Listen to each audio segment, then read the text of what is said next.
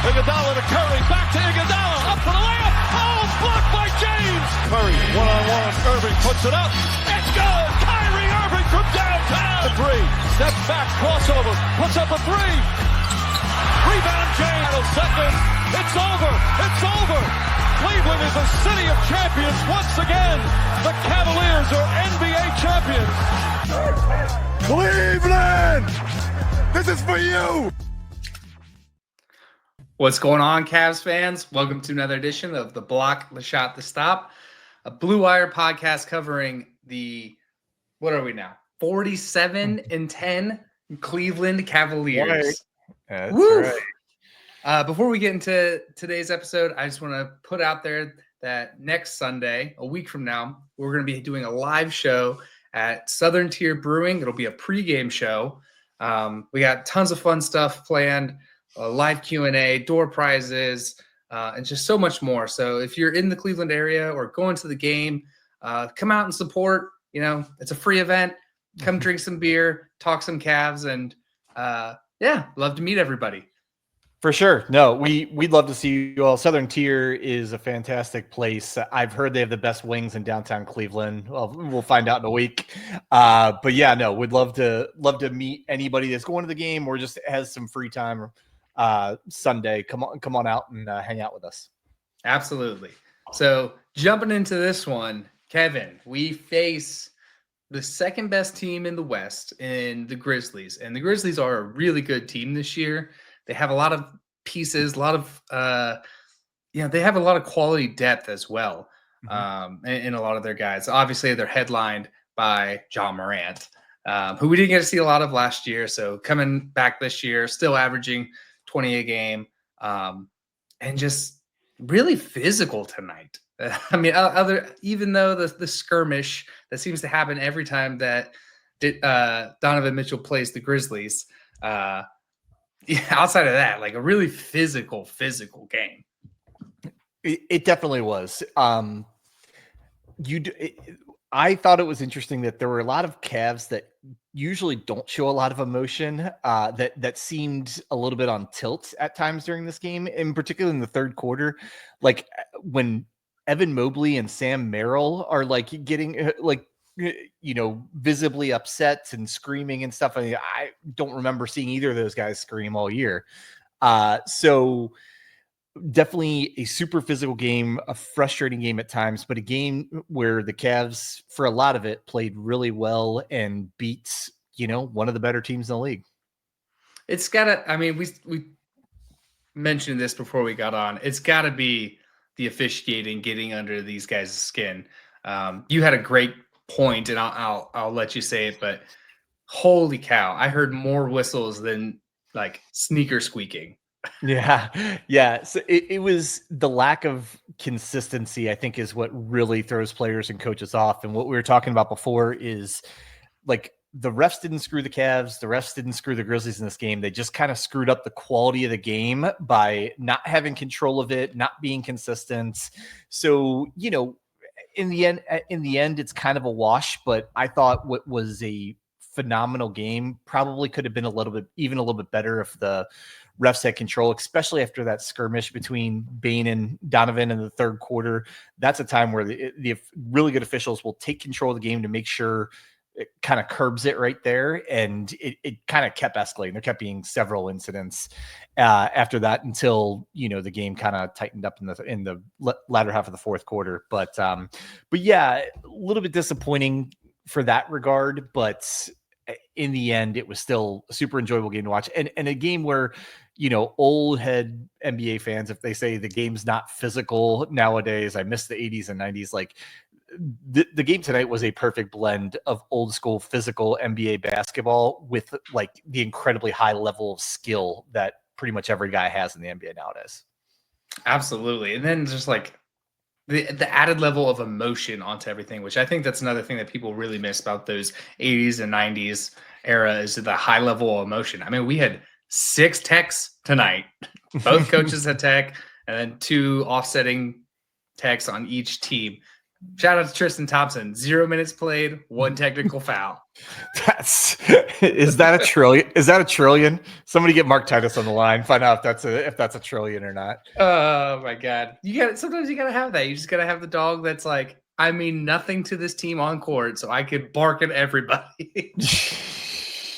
So something else. Yeah, he threw himself right in the middle of that mix. But to Tristan's credit, like if there's one Cav you want in the middle of that mix, kind of keeping people away from the other guys and keeping the other guys from getting suspended, it would be Tristan Thompson. So Absolutely. Tristan, like a lot of the Cavs, did his job tonight.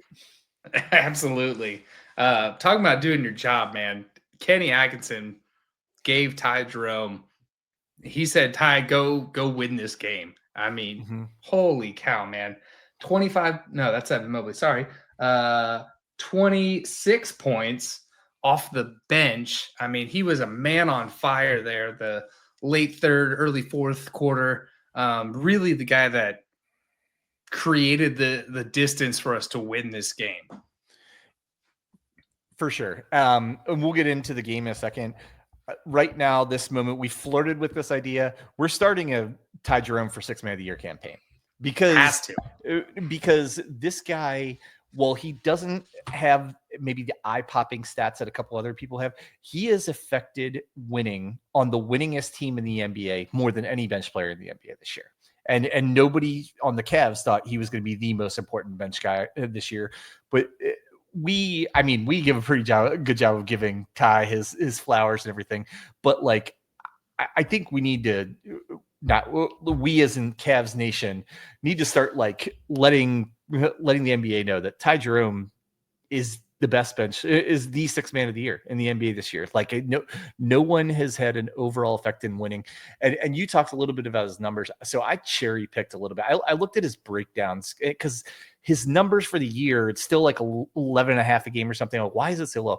December, he was under 7 points a game. Every other month, he's at 12 or more. He has shooting numbers that have to be some of the best for any bench player in the NBA. 52% field goal, 44% 3 points. Like he barely turns the ball over for a point guard, averages 4 assists a game. And how much better would his stats be if he wasn't backing up 2 all-star guards, right? I mean, this guy deserves everything he deserves a contract he's going to get in the offseason, and he deserves getting some consideration at the very least for 6th Man of the Year. I mean, it was even more than, yes, everything that you said, but like tonight, like what system, what coach, what player, what 6th man is getting the opportunity to really be the difference maker and close out a really tight game against a really good team in a situation where you need to keep pace and keep winning to keep your lead late in the season so you get your number 1 seed. I mean, it's all Kenny and Ty. Ty obviously earned that respect and that opportunity. But even with Kenny, man, I mean, Ty Jerome had no business being out there because it was an all defensive lineup. It was DeAndre Hunter, Max Strus, Isaac Okoro, and Evan Mobley. Those were the guys. That was the squad he had out there with them. All bigs, all defense, all length. And Ty Jerome still just said, "Nah, I'm taking this. I'm hitting these threes. I'm the man on fire, and I'm clawing out defensive rebounds with Jaren Jackson Jr." I mean, such good for Kenny to go with a high hand, say analytics be damned. Like, this is the guy I'm putting the faith in, and Ty Jerome to be the guy that can stand up and show that he's the reason. Like, it's a good bet to put your faith in Ty Jerome. Yeah, and that's the thing is with Garland being out tonight, and we hope it's a very short-term issue and everything. I don't know about you, but I guess like me and like a lot of Cavs fans, you're like, we need a big game out of Ty Jerome tonight. Like, who would have thought they'd been saying that coming into the season? Like, we need a big game out of Ty Jerome to win The winningest team in the NBA is saying that. So I think that really emphasizes the importance of Ty Jerome. And you kind of alluded to it, not only the shooting, which obviously was fantastic. I think he had 18 of his 26 in the second half. But digging out 5 rebounds, 4 assists, 2 steals, only 1 turnover against one of the best defensive teams in the league. Absolutely phenomenal performance by Ty in a series of phenomenal, run for him. I think I was looking at his game log, like the last 20 games, and I think he's in double digits now, 17 of the last 20. Damn. So yeah, he's just he is phenomenal, and he keeps raising the bar and then exceeding expectations. I don't know if you've gotten a chance to watch Bob's video from Fear the Fro, but he kind of ran down what teams could even make Ty Jerome a competitive offer next season. Mm-hmm. It's not very many. Like, it's the Cavs who have some sort of bird rights, not bird rights, but they have some sort of, like, they can match and situations like that. But there's not a lot of teams that either A, can afford for a Ty Jerome, or B, have a need for Ty Jerome. They already have, plenty of depth and quality depth in their in their guard department. So that makes you feel really good. The thing is, the Cavs are going into the second apron this summer, no matter what. So, like, you can sign Ty Jerome knowing, you're already hitting the maximum benchmark in the salary thing. He will cost you, extra money because, dollars over the second apron are taxed, and, but I could care less about Dan Gilbert's money. I mean, this is a guy. I don't think Dan Gilbert cares. I will give him his money, bring him back on like a 3-year deal, and let him kind of do exactly what he's doing this year. But hey, like, we'll talk about all that. I definitely want to start with Ty Jerome, and I'm glad we did. And we'll get into a couple other individual players, but what I want to talk about, I thought the biggest key in the game tonight was the rebounding. Cavs out-rebound the Grizzlies 71-50 with 22 offensive rebounds. For reference, they averaged 10.5 a game. Then, and it shows up, the biggest place it shows up is in field goal attempts. They had 99 field goal attempts. They usually have about 89 or 90. So they have 10 extra field goal attempts, and they had 7 or 8 more than the Grizzlies. And how do you do that? You either win the turnover battle, which they didn't. They actually had 1 more turnover than the Grizzlies, or you win the rebounding battle. And they just absolutely dominated one of the most physical teams, one of the most big and athletic teams in the NBA. And obviously a lot of it is Mobley and Allen. They were phenomenal at controlling the paint, combined for 23 rebounds, but you had a lot of guys getting in there and digging out rebounds. Like you talked about, Max Strus with 8, like Isaac Okoro with 4 in 19 minutes, Dean Wade with 6 in 17 minutes, DeAndre Hunter, who we'll talk about as well, with 8 rebounds. I am so encouraged with DeAndre Hunter, not that we should have been when we traded for him, but that he is playing the role that the Cavs need and doing a couple of things. He didn't really do in Atlanta. Like, he had 12 points tonight without hitting a 3. My guess is he might not have had 12 points all year where he didn't hit a 3 with Atlanta. He actually, he was low cold from there, found other ways to contribute, got to the free throw line 4 times, had a really nice back cut for a lab. And then on top of it, he's really digging in and playing defense. I forgot he was the ACC Defensive Player of the Year in college. I think he has been an above average, but not elite defender in the NBA. I think he's prioritizing being an elite defender right now with this Cavs team. And I just super encouraged from what I've seen from him. But I threw a lot at you. Where do you want to, I'll start with DeAndre Hunter, man. I mean, Look, this guy, first off, I think a lot of the question marks or concerns around DeAndre really were just Atlanta specific. Like, he really is a good scorer. I said this with on one of the episodes with Tim. Like, he really is a good scorer in the sense of, like, He's a 3 level. He can score from anywhere. He can create his own shot. And a lot of that comes from getting the ball more than just at the final second. Like, I have to chuck something up because Trae Young held onto the ball the entire time. So that's encouraging in that sense. And then they said in one of the broadcasts a couple of days ago that, he feels better about his defense because he's got 2 bigs behind him. He knows that, like, he's got backup and protection behind him, which allows him to press a little harder, do a little, like, be a little more assertive in the defensive role. So I think a lot of the questions about the play are definitely just being in Atlanta of strictly offense. They don't even know what defense is team. Yeah, no, for sure. And I'll get back to the DeAndre Hunter, but I just want to answer Adrian's question about how is Pritchard better than Jerome for Sixth Man of the Year. Peyton Pritchard's having a very good year, but my answer would be name recognition, and he plays for the defending champions. Like, Ty Jerome in NBA circles is a relative unknown, to be honest, and he plays for a smaller market team, even though the Cavs are now, obviously getting more national attention and everything. So I think that's what it is. And I do think as we come down the stretch of the season and people are kind of looking at the full year of a player's production and the team they were on, a lot of time these awards go to the guys who are on the most successful teams. And Ty is having a great year on one of the most successful regular season teams in the NBA.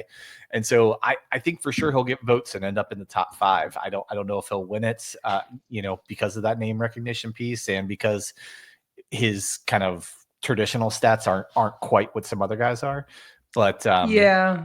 I mean, the other thing is that award specifically really seems to go to guys that have been on one team for an extended period of time.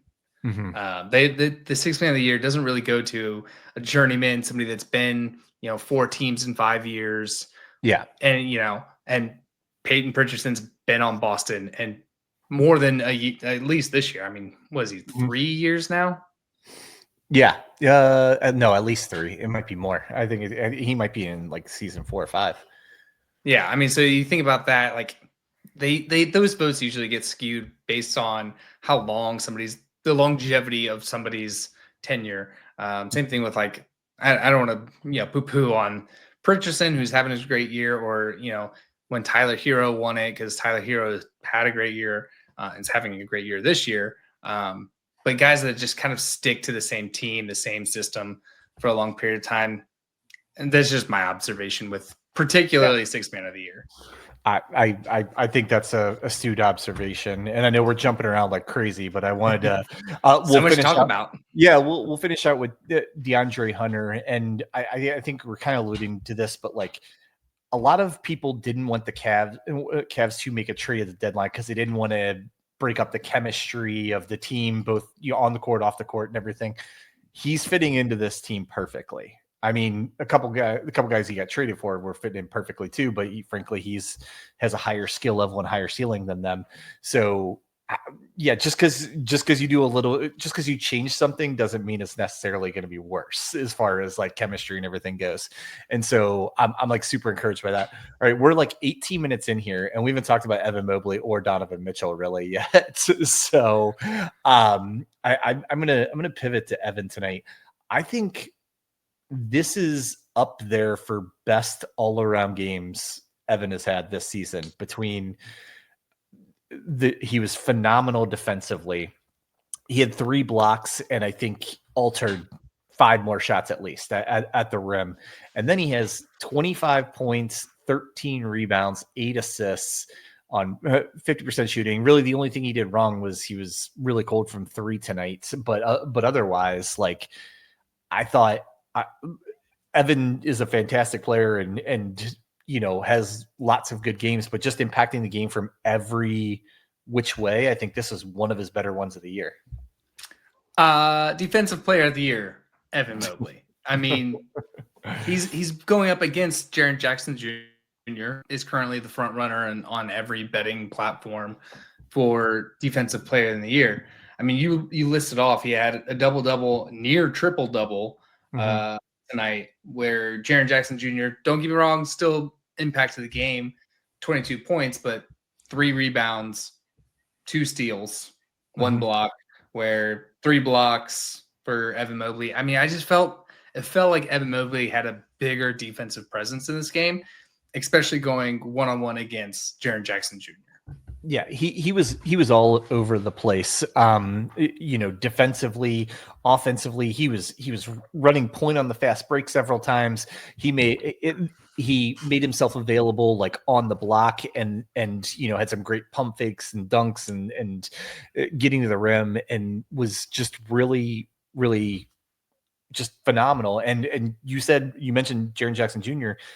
Jaren Jackson Jr. is one of the other guys who's supposed to be young big men coming up to be best players in the NBA. It's great to see Evan go up against kind of a peer in that regard and then outplay him. Jaren Jackson ended up having decent numbers because he had a really good fourth quarter, and the fourth quarter was important. They came back in the fourth, so I'm not taking anything away from this game from him, but I thought Evan clearly outplayed him. Yeah, I think, like I said, I'm curious where it'll move the line for betting favorites for defensive player in the year, but I don't know how you look at that performance and don't give it to him, or don't at least move the line a little closer to Evan Mobley. I of all the NBA awards, other than the clutch award, I won't get started on that, but like defensive player of the year drives me the most insane because it just goes to the big man who wins the block title a lot of times. And like, I think so many of the most impactful defenders in the league are actually wing defenders that don't have defensive statistics, but that can slow down the best players in the NBA. Like I think of Jalen Williams on OKC. I think, and Lou Dort. I think those are two of the most impactful defensive players in the NBA. And not saying Evan's not, but like just the fact that those guys don't even get to be in the running just because they're not a big man. Like the defensive player of the year award just always drives me insane.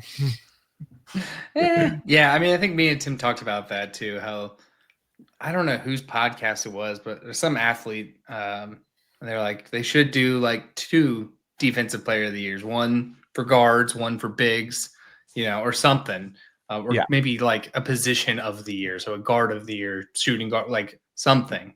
Yeah. It's just, it's like the MVP in the NFL with quarterbacks. Like, I mean, if you bet on anyone other than a quarterback, you're just donating money to whatever gambling site that you choose to partake in. So pretty much. Yeah. And I just think that's boring. I think I think it's kind of like lazy on the voters, honestly, if you can't like break down guys' defensive impacts from whatever position they're playing. I think, I don't know. Just anyway, so frustrating thing. All that's to say, Evan Mobley is still one of the most impactful defenders in the league. And I think part of the reason he should be considered one of the best defensive players, it's not the blocks and everything. It's the fact that he's a 7-footer that can go out and guard wings and use his length to his advantage. Like those defensive matches where he doesn't end up with a statistic, but he forces someone into taking a tough shot. Like, whereas most 7-footers can't keep up with these like guards and wings and get kind of crossed up and everything. I think that's what separates him as a defensive player versus other big men in the NBA.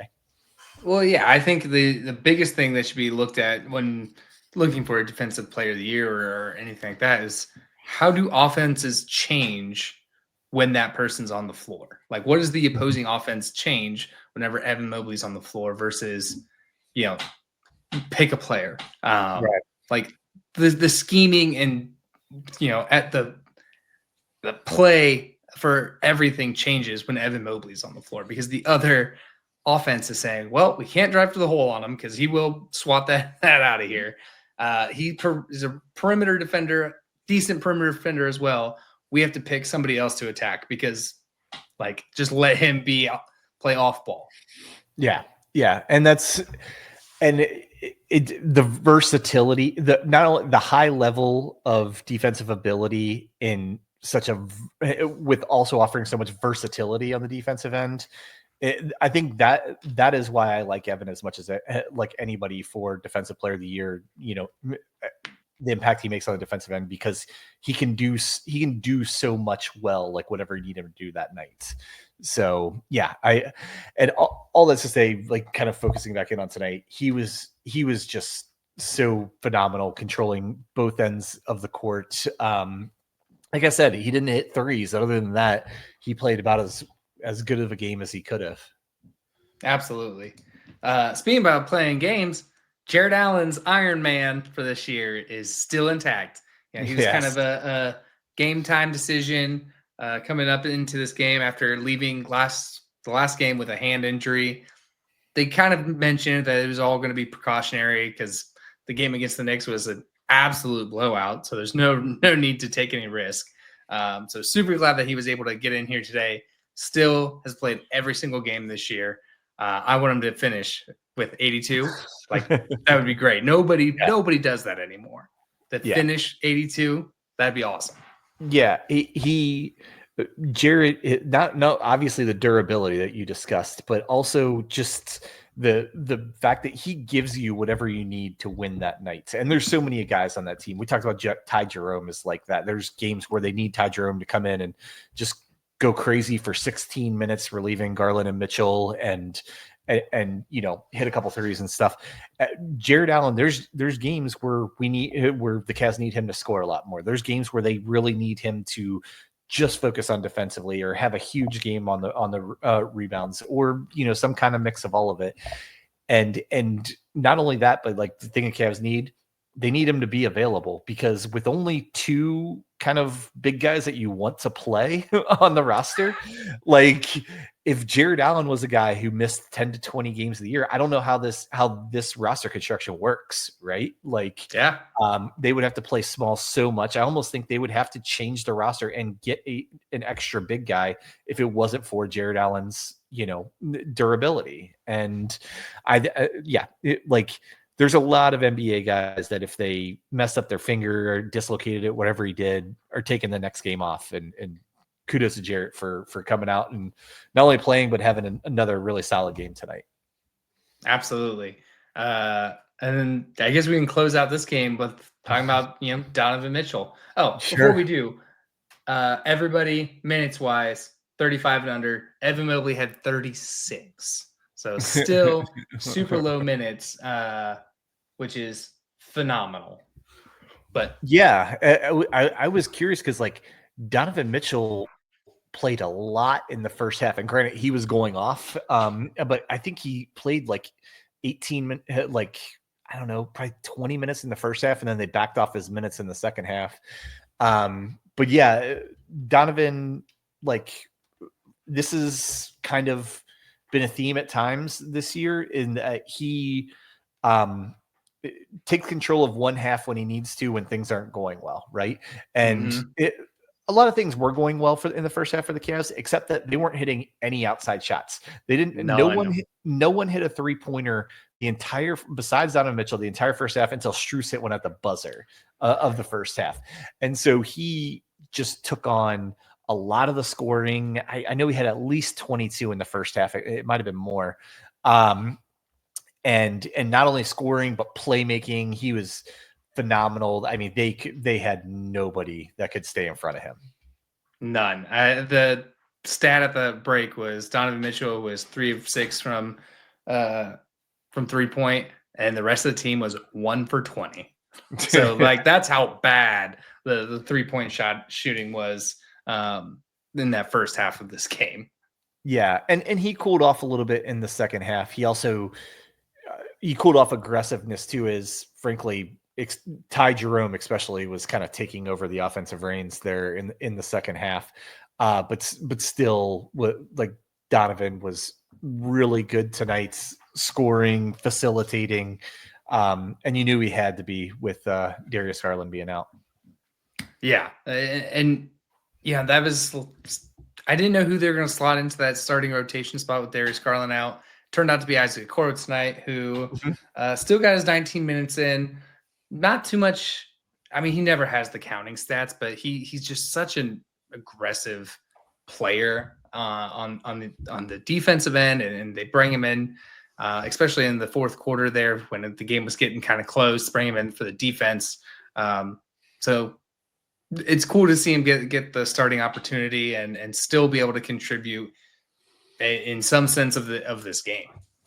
Yeah, I'm glad you brought this up because I did not put it in my notes, but I did want to talk about it. I thought it was a very interesting decision to have Okoro start, but as I thought about it, I think this year Kenny has used kind of like someone being out. There being an open spot in the starting lineup to insert a guy that kind of either needs to get in a better rhythm or needs to get his confidence up. Or like at one part of the season, that was Dean Wade was really struggling, and they got him in that starting lineup role for a while. Strus was kind of in and out of it, especially as he was kind of trying to get his rhythm back after he first came back. I know he's put Sam Merrill into the starting lineup. Sam's probably started at least 3 or 4 games this year when you thought it'd be somebody else.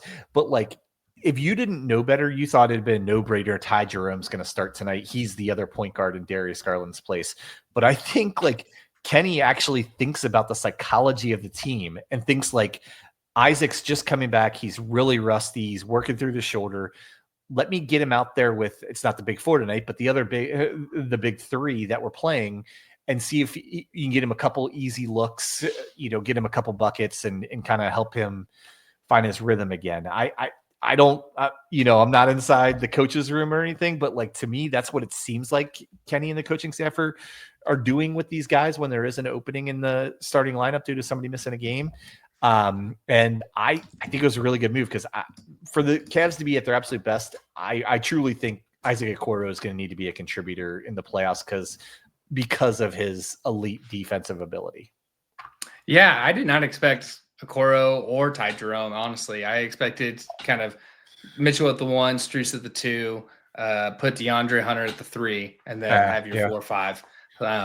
But yeah, I think this is why Kenny is the coach of the year, is because he's so methodical about not just the game plan or who's in the lineup, but a lot of the psychology of like, all right, this guy's having a hard time getting in rhythm. Let me put him in with the other horses and let him run. So yeah, and I don't know who the 5th starter with the big 4 is ultimately going to be. I also don't know that it totally matters if everyone's healthy and you can just play the matchups as you need to. But there are a lot of advanced statistics that still say Isaac Okoro is the best 5th guy to go with the big 4 in these lineups, both from a defensive and an offensive perspective. It's really him and Dean Wade, and then there's a huge drop off to anybody else being that 5th starter from an advanced statistics perspective. So all that's to say, we're super happy to have Isaac back, have the team whole, minus Garland tonight. And like, God, to see this whole team with their 10, 11 man rotation, Friday night, what they did to the Knicks, and then tonight having everyone but Garland. And it's phenomenal to watch a team that has such high quality depth is very rare to see in the NBA. I mean, we said it the other night of the Knicks, like that was a scary win for the rest of the league. Like the fact that they dismembered them, that was the first game of the whole team. And you could tell that Tibbs was throwing out a bunch of different things. All right, we're going to beat them on defense. Nope, can't do that. We're going to try to outpace them. Nope, can't do that.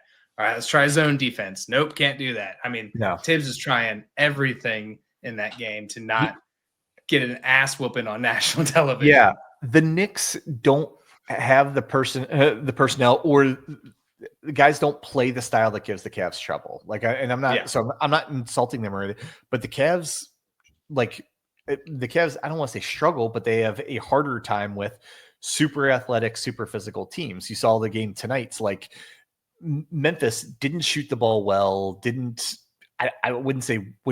play particularly well, but they hung in the game the whole time. And and again, it's like that's why I put it this way: Memphis has the 4th best record in the league. I don't think they have the 4th best talent. I don't know if they have top 10 talent, but just the way they play and everything, gives teams and it gives the Cavs trouble. I mean, we saw it with like Houston. We've seen it with like OKC and Boston. Just these teams that have big wings and are super physical with the Cavs. That's who they have trouble with. The Knicks don't really play that way, especially on the interior. So I don't know. I'm not super worried. I think the Cavs match up with them very well this year. So you want them to start falling, so that they get in kind of the position of who we're playing, the Magic. The Magic. No, I don't.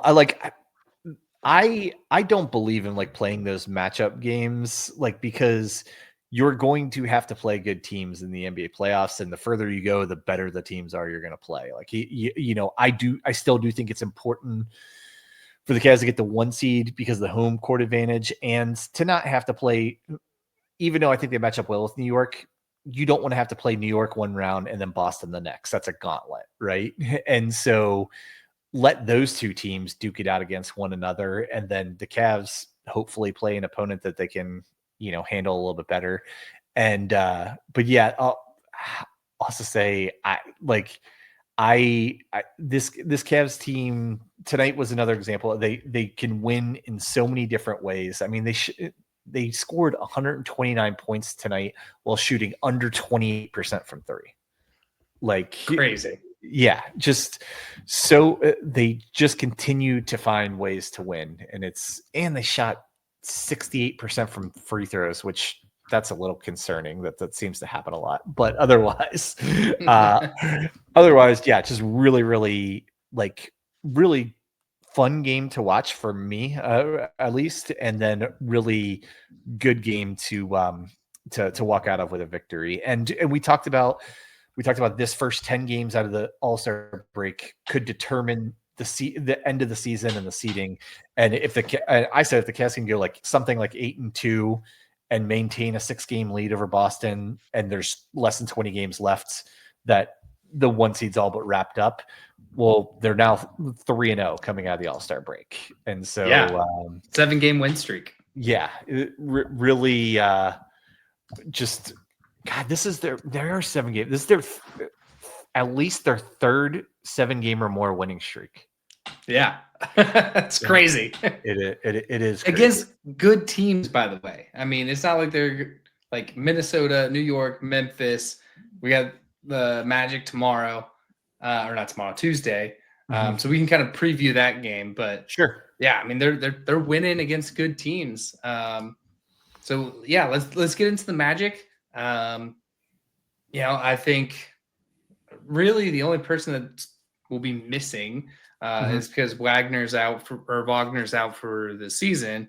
They have Jalen Suggs is out, but he's going to be out. He's been out for probably about a month now, and I haven't seen anything about him even close to coming back. So he's going to be out Tuesday. So they'll be a little shorthanded. Hopefully we'll have Darius Garland back for this one, but it'll be our first time, right? Yeah, it'll be our first time seeing them with Paolo. So that will be fun to watch. Yeah, because Paolo Banchero had a very unfortunate injury, missed a couple of months of the season, but traditionally him along with Evan Mobley are 2 of the best big men, young big men in the NBA. And frankly, 2 guys who could be kind of matchup rivals for years to come. A little bit different games where Mobley, as much as his offensive game is evolving this year, he's more of a all-around contributor everywhere. Banchero is just a straight scorer, gets you a straight bucket getter. I really like this Magic team. This Magic team has had such a weird season to where they lose Banchero and somehow actually get better with Franz Wagner playing at an all-star level. Then Franz Wagner also tears an oblique, which I've never heard a basketball player tearing an oblique before, and that apparently both guys in the Magic did. And then somehow they actually continued to win. They get these guys back. You think they're going to end up being a top 4 seed, and they went like 1-9 in the first 10 games with Franz and Banchero in the lineup. And so I don't really know what to make of them. I still think Orlando is a really good kind of or projecting to be a very good team over the next few years, but they've had a very weird season this season.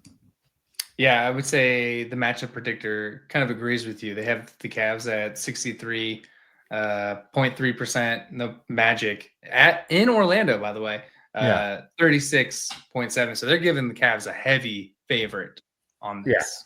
Yeah, and that makes sense to me. And the one big thing about this game against the Magic, I mean, the Cavs have been very good about not letting this happen all year, but they have a really big one against Boston on Friday night. And so got to make sure, the game Friday doesn't matter. Well, I don't know. It matters differently if you lose the game leading into it. So hopefully the Cavs can do what they've done all year, stay focused, take care of business against a team they hopefully should be able to take care of business with, and then get ready for Friday night.